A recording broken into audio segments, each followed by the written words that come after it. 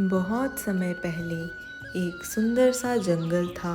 उसमें बड़े बड़े पहाड़ी थी और हरे भरे पेड़ थे। उस जंगल में रहती थी एक छोटी सी चिड़िया जिसका नाम मोरी था। मोरी सारे पक्षियों के मुकाबले काफ़ी ज़्यादा छोटी थी। मोरी चढ़ना चाहती थी बड़े बड़े पहाड़ों पे, पर सारे पशु पक्षी मोरी का मजाक उड़ाते थे। जंगल का बड़ा पक्षी जैसे कि बाज हमेशा अक्सर करके मोरी का मजाक उड़ाता था। कहता था कि हा हा हा हा, मोरी तो इतनी सी है और सपना इतना बड़ा। हा हा हा हा हा हा। बाज डाल पे बैठ करके मोरी का मजाक उड़ा रहा था। फिर थोड़ी ही देर में वहाँ तोता भी आ पहुँचा। तोता और बाज दोनों मिल करके मोरी का मजाक उड़ाने लगे। तोता बोला, अरे मोरी, पहाड़ बहुत ही ऊंचा है, तू कभी भी पहाड़ पे नहीं चढ़ पाएगी। मोरी तोता और बाज की बातों को बर्दाश्त ना कर सकी और वहाँ से रोते रोते चल पड़ी। एक पेड़ के डगाल पे जा कर के मोरी बैठ जाती है और वहाँ सिसक सिसक के रोने लगती है। पेड़ के पास एक छोटा सा झोपड़ी होता है जहाँ एक दादी माँ रहती है। अरे भाई, कौन है जो इतना रो रहा है सिसक सिसक के? जा कर के देखती हूँ।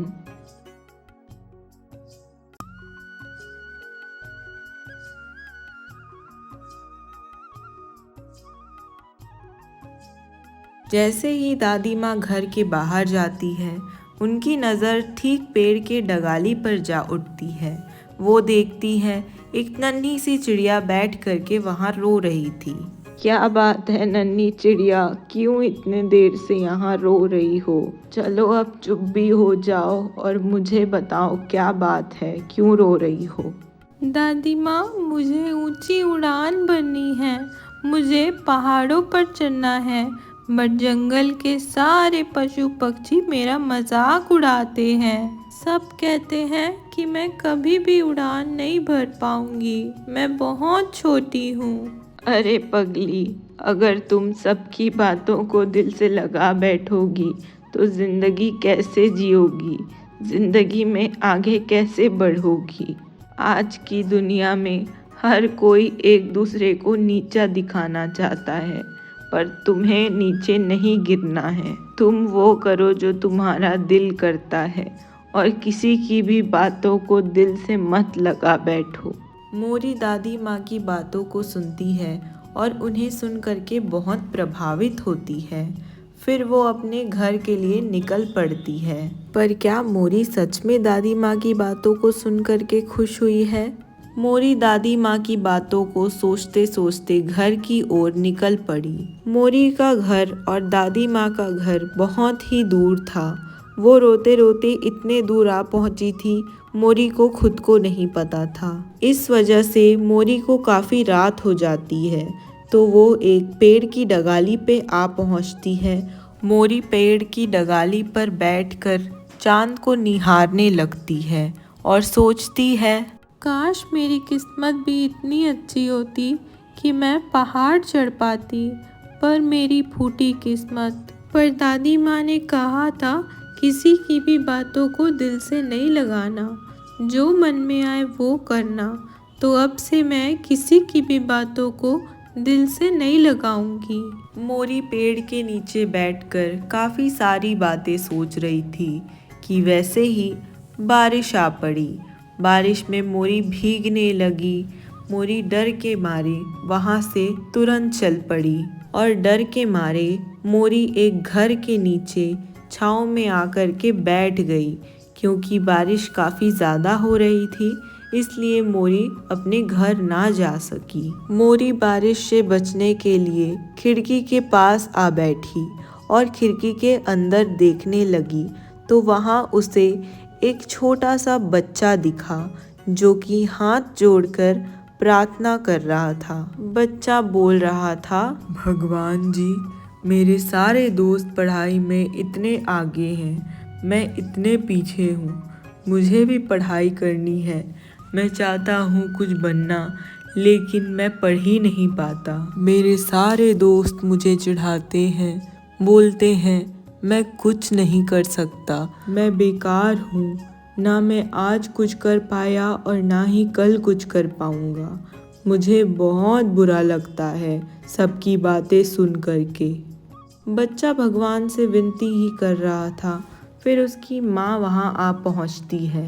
बच्चे की माँ बच्चे के पास आकर के बैठ जाती है और उसे पूछती है क्या हुआ। बच्चा अपनी सारी बातें अपनी माँ को बताता है, कैसे लोग उसे परेशान करते हैं, चिढ़ाते हैं कि वो कुछ नहीं कर सकता अपनी ज़िंदगी में।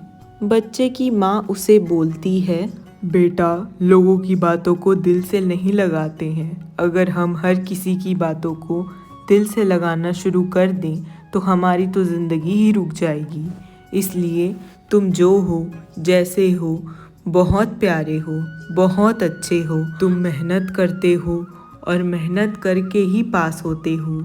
और देखना एक दिन ज़रूर तुम पढ़ाई में और बेहतर बन जाओगे। लेकिन लोगों की बातों को दिल से मत लो और चुपचाप सो जाओ। ये कहकर बच्चे की माँ वहाँ से चले जाती है और बच्चा भी सोने लगता है। ये सारी बातें और ये सारा नज़ारा हमारी प्यारी नन्ही सी चिड़िया मोरी देख रही होती है। मोरी ये देखती है और उसे दादी माँ की बातें याद आने लगती है। फिर जैसे तैसे बारिश भी कम हो जाती है। फिर मोरी अपने घर के तरफ चल पड़ती है। मोरी रोज़ पहाड़ के सामने आकर खड़ी हो जाती और हमेशा सोचती रहती कि मुझे भी इस पहाड़ के ऊपर जाना है, पर मोरी में उतनी हिम्मत ही नहीं आती थी कि वो उस पहाड़ के ऊपर जा सके। वो रोज़ पहाड़ के सामने आती, पहाड़ को देखती और वहाँ से वापस चले जाती थी। एक दिन तो मोरी का मन इतना उदास हो गया, वो बैठकर सोचने लगी, मैं शायद कभी भी ऊंची उड़ान नहीं भर पाऊंगी, मैं कभी भी ऊंचे ऊंचे पहाड़ों पर नहीं जा पाऊंगी, मैं कितनी भी कोशिश करूं कभी ऊपर नहीं उड़ पाती। मोरी ये सब सोच ही रही होती है कि वहाँ एक बूढ़ा उल्लू आ जाता है। वो मोरी को देखता है और मोरी की तरफ आगे बढ़ने लगता है। बूढ़ा उल्लू मोरी के पास आकर बैठ जाता है और उससे कहता है, अरे मोरी बेटा, आज तुम पहाड़ की तरफ नहीं जा रही हो? बूढ़े उल्लू, मुझ में बिल्कुल भी हिम्मत नहीं होती है कि मैं पहाड़ के ऊपर जा सकूं और अपनी ऊंची उड़ान भर सकूं। अरे मोरी बेटा, जब तक तुम अपने डर को नहीं हराओगी तब तक तुम अपनी ऊंची उड़ान कैसे भरोगी?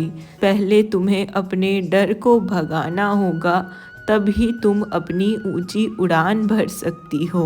बूढ़े उल्लू ने मोरी को बहुत समझाया और मोरी में फिर से बहुत हिम्मत आ गई। मोरी ने सोचा, इस बार कुछ भी हो जाए, मैं तो पहाड़ चढ़ के ही रहूंगी। मोरी के दिमाग में बूढ़ी दादी अम्मा, बूढ़ा उल्लू और बच्चे की माँ की बातें गूंजने लगती है। फिर एक दिन मोरी में बहुत हिम्मत आती है और वो पहाड़ के सामने जाकर खड़ी हो जाती है और बोलती है, आज कुछ भी हो जाए, मैं बिल्कुल भी नहीं डरूंगी, मैं पहाड़ चढ़ के ही रहूंगी। मोरी धीरे धीरे अपने छोटे छोटे पंखों से पहाड़ की ओर बढ़ने लगती है। मोरी डरती भी है और सहम भी जाती है, पर फिर भी वो पहाड़ के ऊपर चढ़ना चाहती है, इसलिए उसके कदम नहीं ठहरते। वो जब तक पहाड़ के ऊपर नहीं चढ़ जाती वो नहीं रुकती। आखिरकार मोरी पहाड़ के ऊपर चढ़ ही जाती है और अपनी ऊंची उड़ान भर लेती है। मोरी का दिल बहुत खुश होता है और वो नीचे देखती है तो नीचे कुछ बच्चे आपस में बातें कर रहे होते हैं, खेल रहे होते हैं और अलग अलग चीज़ें हो रही होती हैं। नदी के पास एक बंदर होता है और मोर होता है और खरगोश होता है। वो सब आपस में बात कर रहे होते हैं, खेल रहे होते हैं और मोरी का दिल इन सब को देख करके बहुत खुश होता है। मोरी पहाड़ के ऊपर खुशी से झूम उठती है और बोलती है, मैंने अपनी उड़ान भर ली। मैं पहाड़ के सबसे ऊपर चोटी पे हूँ। मैंने अपनी ऊंची उड़ान भर ली। मैं बहुत खुश हूँ, बहुत ज़्यादा खुश हूँ। मोरी खुशी से झूम उठती है और फिर कुछ देर बाद वो अपने घर के लिए रवाना हो जाती है। खुशी खुशी मोरी अपने घर जा रही होती है। फिर उसे रास्ते में वो बाज मिलता है। बाज मोरी को खुश देख करके चौंक जाता है और उससे पूछता है, हे मोरी, क्या हुआ? तू इतनी खुश कैसे है आज? मुझे भी बता ज़रा। मैंने अपनी ऊंची उड़ान भर ली। मैं पहाड़ के चोटी पे गई थी। मैंने अपनी ऊंची उड़ान भर ली, इसलिए मैं आज बहुत खुश हूँ। चलो अब मैं चलती हूँ यहाँ से, मुझे बहुत जल्दी है। मोरी खुशी खुशी अपने रास्ते चल पड़ती है, पर बाज को बहुत बुरा लगता है कि उसने मोरी को इतना बुरा भला कहा। इसलिए बाज तोता के पास जाता है और तोता से कहता है, ए तोते, मुझे लगता है कि हम सब ने मोरी को बहुत बुरा भला कहा। मेरे ख्याल से हम सबको मोरी से माफी मांगनी चाहिए। चलते हैं और सबको बोलते हैं कि हम सब मोरी का स्वागत करेंगे। जल्दी चल। हाँ बाज, तूने बिल्कुल सही कहा। मैंने भी मोरी को बहुत नीचा दिखाया है। मुझे भी बहुत बुरा लग रहा है। चल सबको बोलते हैं मोरी का स्वागत करने को, और हम दोनों मोरी से माफ़ी भी मांग लेंगे। बाज और तोता दोनों को बहुत बुरा लगता है, क्योंकि दोनों ने मोरी का दिल बहुत दुखाया होता है। इसलिए दोनों चल पड़ते हैं जंगल की ओर, ताकि वो सब आयोजन कर सके मोरी के स्वागत का। बाज और तोता दोनों आ पड़ते हैं जंगल में, जहाँ रहता है बूढ़ा उल्लू, बंदर, मोर और खरगोश। बाज सभी लोगों से कहता है, मैं आज सबको साथ लेने आया हूँ। हम सब मोरी का स्वागत करेंगे, क्योंकि आज मोरी ने ऊंची उड़ान भर ली है और मोरी बहुत खुश है। चलो सब स्वागत करने चलते हैं मोरी का। सारे जंगल के पशु पक्षी निकल पड़ते हैं मोरी का स्वागत करने के लिए। वो सब एक पेड़ के नीचे बैठ जाते हैं और मोरी का इंतज़ार करते हैं।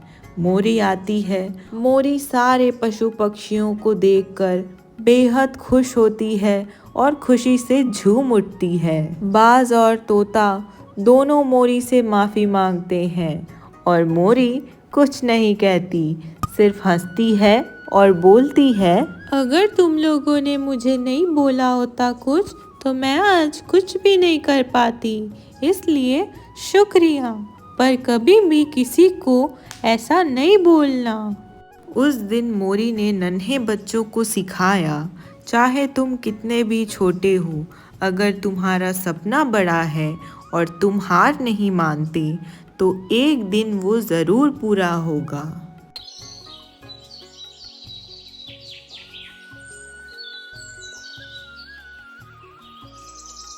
तो ये रही मेरी प्यारी छोटी सी नन्ही सी मोरी की कहानी।